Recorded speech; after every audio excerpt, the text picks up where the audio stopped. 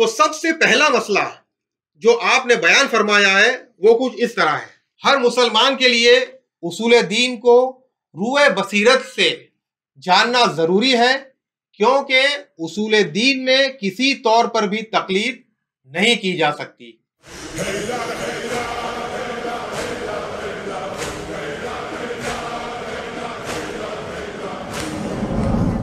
اعوذ باللہ السمیع العلیم من الشیطان اللعین الرجیم، بسم اللہ الرحمن الرحیم، وصلی اللہ علیک یا ولی العصر، اجل اللہ تعالی فرجک الشریف ادرکنا۔ ناظرین محترم، سلام علیکم۔ تقلید، اہمیت اور تقاضے، اس ویڈیو سیریز میں ایک بار پھر آپ تمام حضرات کا خیر مقدم ہے۔ ہماری یہ گفتگو تقلید کے موضوع پر ہے، اور آج ہم تقلید سے متعلق ایک اور پہلو پر گفتگو کریں گے کہ تقلید کن چیزوں میں جائز ہے، یعنی تقلید کن چیزوں میں کرنا چاہیے، تقلید کا دائرہ کیا ہے۔ مذہب اہل بیت علیہم السلام میں جو علوم دینی ہے، جو کانسیپٹس ہیں، وہ دو حصوں میں تقسیم کیے گئے ہیں، تو براڈ کیٹیگریز میں ان کو ڈیوائڈ کیا گیا ہے۔ ایک جسے کہتے ہیں اصول دین یا روٹس آف ریلیجن، اور دوسرے کو کہا جاتا ہے فروع دین یا برانچز آف ریلیجن۔ اب آئیے دیکھتے ہیں کہ اصول دین کسے کہتے ہیں۔ اصول دین یعنی دین کی جڑیں، روٹس آف ریلیجن دین کی بنیادیں، اور یہ ہمارے یہاں 5 ہیں، یعنی توحید، عدل، نبوت، امامت اور معاد یا قیامت۔ اب یہاں اصول دین میں ہر عاقل اور بالغ شیعہ کی یہ ذمہ داری ہے، اس پر یہ واجب ہے کہ وہ ان اصول دین کو خود سمجھے۔ ہر ایک عاقل و بالغ شیعہ پر یہ واجب ہے کہ وہ ان باتوں کو خود سمجھیں، عقل کو استعمال کر کے قرآن کریم کی آیات اور معصومین علیہم السلام کی روایات کی روشنی میں اپنی عقل کو استعمال کر کے دین میں ڈیپ نالج حاصل کرے یا تفقہ کرے، اور دلائل اور براہین یعنی پروفز اور ایویڈنسز کی بنا پر ان اصولوں پر عقیدہ رکھے۔ یعنی ہر شیعہ کے لیے یہ ضروری ہے کہ وہ اپنے عقائد قرآن اور اہل بیت علیہم السلام کی روایت کی روشنی میں اپنی عقل کو استعمال کریں، دلیل قائم کریں، پروف حاصل کریں، اور ان کے ذریعے اپنے عقائد کو قائم کرے یا اس پر عقیدہ رکھے۔ یہاں ایک بات آپ کے لیے واضح کرنا ضروری ہے کہ عقل کے کچھ حدود ہوتے ہیں، عقل ہر چیز کو درک نہیں کر پاتی، اسی لیے ضروری ہے کہ عقل کا استعمال قرآن اور روایات کی روشنی میں ہی ہو۔ آئیے دیکھتے ہیں کہ اس سلسلے میں قرآن مجید کا کیا ارشاد ہے، یعنی اصول دین میں عقل کو استعمال کرنے کے لیے قرآن نے کیا کہا ہے۔ سب سے پہلے ہم سورہ بقرہ کی آیت نمبر 111 کی طرف چلتے ہیں، جس میں اللہ تبارک و تعالی یہ ارشاد فرما رہا ہے، بسم اللہ الرحمن الرحیم، قل ہاتوا برہانکم ان کنتم صادقین۔ یعنی پیغمبر اکرم سے ارشاد ہو رہا ہے کہ اے پیغمبر، آپ لوگوں سے کہہ دیجئے کہ دلیلیں پیش کرو اگرچہ تم سچے ہو۔ اس آیت کریمہ میں انسان کو عقلی دلیلیں پیش کرنے کی دعوت دی جا رہی ہے۔ انسان تحقیق کرے، دلیل اور براہین کی روشنی میں باتوں کو سمجھے اور پھر ان کو تسلیم کرے۔ اس کے برعکس جو لوگ اصول دین میں کسی اور کی بات پر بنا سوچے سمجھے عقیدہ رکھ لیتے ہیں، یا جسے انگریزی میں بلائنڈ فالوئنگ کہتے ہیں، اس کی مذمت بھی کی گئی ہے، کیونکہ عقیدے کے سلسلے میں اسلام میں کسی کی بھی تقلید کرنے کی ممانعت کی گئی ہے، اور ایسا کرنے والوں کی مذمت بھی کی گئی ہے۔ مثال کے طور پر سورہ مائدہ کی آیت نمبر 104 میں اللہ تبارک و تعالی ارشاد فرما رہا ہے، بسم اللہ الرحمن الرحیم، وَإِذَا قِيلَ لَهُمْ تَعَالَوْا إِلَى مَا أَنزَلَ اللَّهُ وَإِلَى الرَّسُولِ قَالُوا حسبنا ما وجدنا علیہ آباءنا، اور جب ان سے کہا جاتا ہے کہ اللہ نے جو نازل کیا ہے اس کی طرف آؤ اور رسول کی طرف آؤ، تو وہ کہتے ہیں کہ جس پر ہم نے اپنے آباء و اجداد کو دیکھا وہی ہمارے لیے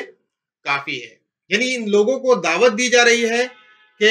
اپنی عقل استعمال کرو، لیکن یہ لوگ کہہ رہے ہیں کہ ہم وہی کریں گے جو ہم نے اپنے آباء و اجداد کو کرتے ہوئے پایا۔ اور ایسے لوگوں کی مذمت میں اسی آیت میں اللہ تبارک و تعالی آگے فرماتا ہے اور کہتا ہے اولو کان آباؤہم لا یعلمون شیئا ولا یہتدون، اس کے باوجود کہ ان کے آباء و اجداد علم نہیں رکھتے تھے اور ہدایت یافتہ نہیں تھے۔ یعنی آیت کے پہلے حصے میں لوگوں کو یہ دعوت دی جا رہی ہے کہ اصول دین کے مسئلے میں اپنی عقل کو استعمال کریں، جو قرآن اور حدیث میں وارد ہوا ہے اس کو عقل کی روشنی میں درک کریں اور اس کے بعد اپنا عقیدہ قائم کریں۔ اور آیت کے دوسرے حصے میں جو لوگ ایسا کرنے سے منع کرتے ہیں ان کی واضح طور پر مذمت کی گئی ہے۔ ایک واقعے کے ذریعے اس بات کی اہمیت کو سمجھنے کی کوشش کرتے ہیں کہ اصول دین میں عقل کا استعمال کتنا ضروری ہے۔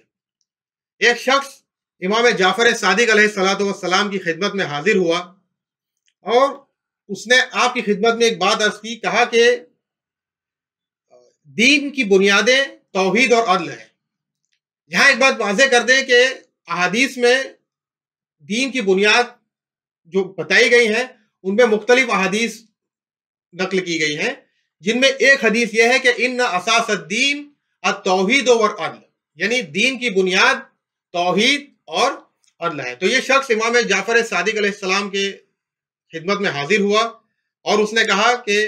دین کی بنیاد توحید اور عدل ہے اور ان کا علم بہت زیادہ ہے، لیکن ہر عاقل کے لیے یہ ضروری ہے کہ اس علم کو حاصل کرے، یعنی توحید کا علم، عدل کا علم، نبوت کا علم، امامت کا علم اور قیامت کا علم۔ تو جب یہ بات اس نے امام جعفر صادق علیہ السلام کے سامنے پیش کی تو امام نے اس کی بات کو رد نہیں کیا۔ اس نے یہ بات کہی تھی کہ ان علوم کا علم حاصل کرنا انسان کے لیے ضروری ہے، ہر عاقل کے لیے وہ ضروری ہے۔ اگر اس کا یہ کہنا غلط ہوتا تو امام اس کی تردید کرتے، اس کی تصحیح کرتے، اسے کہتے کہ نہیں، اصول دین میں عقل استعمال کرنا ضروری نہیں ہے، لیکن کیونکہ امام نے اس کی تردید نہیں کی، اس کی تصحیح نہیں کی، بلکہ اس کی تائید کی، اور حدیث کے اگلے حصے میں امام نے اس کو توحید اور عدل کا مفہوم بھی سمجھایا۔ یعنی اس روایت سے یہ بات واضح ہوتی ہے کہ اصول دین میں عقل کا استعمال ضروری ہے اور ائمہ نے اس بات کی تائید بھی کی ہے۔ اس کے علاوہ تمام مراجع تقلید نے اپنی توضیحات المسائل میں اصول دین میں تقلید کو منع کیا ہے۔ مثال کے طور پر اگر ہم آیت اللہ العظمی سید علی الحسینی السیستانی حفظ اللہ تعالی کی توضیح المسائل کو دیکھیں تو سب سے پہلا مسئلہ جو آپ نے بیان فرمایا ہے وہ کچھ اس طرح ہے: ہر مسلمان کے لیے اصول دین کو روئے بصیرت سے جاننا ضروری ہے، کیونکہ اصول دین میں کسی طور پر بھی تقلید نہیں کی جا سکتی۔ یعنی یہ نہیں ہو سکتا کہ کوئی شخص اصول دین میں کسی بات کو صرف اس وجہ سے مانے کہ وہ ان اصول کو جانتا ہے۔ یعنی علماء کرام نے، مراجع تقلید نے بھی اپنی توضیح میں یہ وضاحت سے بیان کیا ہے کہ اصول دین میں تقلید جائز نہیں ہے۔ یہ رہی اصول دین کی بات کہ جو تقلید کے دائرے سے باہر ہے، اس میں انسان کو خود تحقیق کرنا ہے، ریسرچ کرنا ہے اور قرآن اور روایات کی روشنی میں عقل کو استعمال کر کے پروفز اور دلیلوں کی روشنی میں اپنے عقیدے کو قائم کرنا ہے۔ اب آئیے چلتے ہیں دوسرے پہلو کی طرف، جو ہے فروع دین کا مسئلہ۔ فروع دین یعنی احکام دین، جنہیں ہمارے یہاں عام طور سے فروع دین بھی کہا جاتا ہے، اور جو اخلاقیات ہیں جو آداب ہیں ان کو بھی ان فروع دین میں شامل کیا جا سکتا ہے۔ ویسے تو دین کے احکام بہت سارے ہیں، لیکن اگر عام طور سے دیکھا جائے تو فروع دین کی تعداد 10 ہے، جیسے نماز، روزہ، حج، خمس، زکوٰۃ، جہاد، امر بالمعروف، نہی عن المنکر، تولا اور تبرع۔ یہ 10 جو ہے وہ ہمارے ہاں فروع دین قرار دیے جاتے ہیں۔ اب جب ان فروع پر، ان احکام پر عمل کرنے کی بات آتی ہے تو کوئی شخص جو تمام حلال و حرام سے واقف ہو، عربی جانتا ہو، جس کے ذریعے وہ قرآن اور احادیث کے علوم پر مہارت رکھتا ہو، اور جس کے ذریعے وہ احکام شرعی کو استنباط کر سکے، فتوے کو استنباط کر سکے اور پھر اس پر عمل کر سکے، یعنی وہ خود اجتہاد کی منزل پر فائز ہو، وہ خود مجتہد ہو، تو اس کے لیے کسی کی تقلید کرنے کی کوئی ضرورت نہیں ہے۔ لیکن عام طور سے ہر ایک کے لیے یہ ممکن نہیں ہے کہ وہ ان تمام علوم کو حاصل کرے، عربی سیکھے، قرآن کریم اور اس کی تفاسیر کے مختلف پہلوؤں کو سمجھے کہ کون سی آیت محکم ہے، یعنی کلیئر ہے، اور کون سی آیت متشابہ ہے یا جیسے کنفیوزنگ ہے یا ایمبیگوس ہے، روایات کو سمجھے، علم رجال کا علم اس کے پاس ہو کہ کون سا راوی صحیح ہے، کون سا راوی صحیح نہیں ہے۔ اگر اس کے پاس ان ساری باتوں کا علم نہیں ہے تو اس کے لیے یہ واجب ہے کہ وہ کسی کی تقلید کرے، کسی کی اتباع کرے اور فروع دین میں کسی کی پیروی کرے، اور جو فتویٰ اور جو حکم اس کے مرجع تقلید نے اس احکام شرعی کے لیے صادر کیا ہے اس پر عمل کرے، اس کو فالو کرے۔ اسی اتباع کرنے کو، اسی فالو کرنے کو تقلید کہتے ہیں۔ جو شخص تقلید کرتا ہے اسے مقلد کہتے ہیں، اور جس شخص کی تقلید کی جاتی ہے، یعنی جس فقیہ کی تقلید کی جاتی ہے، اسے مقلد کہتے ہیں۔ تو خلاصہ یہ کہ احکام کے سلسلے میں تقلید بالکل جائز ہے، یہاں تک کہ واجب ہے۔ اور جیسا کہ ہم نے گزشتہ ویڈیو میں یہ بیان کیا کہ تقلید ایک عقلی فطری عمل ہے جو انسان کو شریعت پر عمل کرنے میں آسانی فراہم کرتا ہے۔ اگر انسان خود اجتہاد اور احتیاط نہیں کر سکتا تو اس کے لیے واجب ہے کہ وہ کسی مرجع کی تقلید کرے۔ لہٰذا اپنی بات کو سمیٹتے ہوئے کہ تقلید کن چیزوں میں جائز ہے، تقلید کا دائرہ کیا ہے،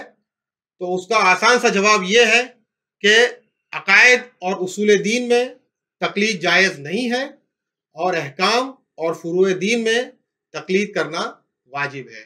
وآخر دعوانا ان الحمد للہ رب العالمین وصلی اللہ علی محمد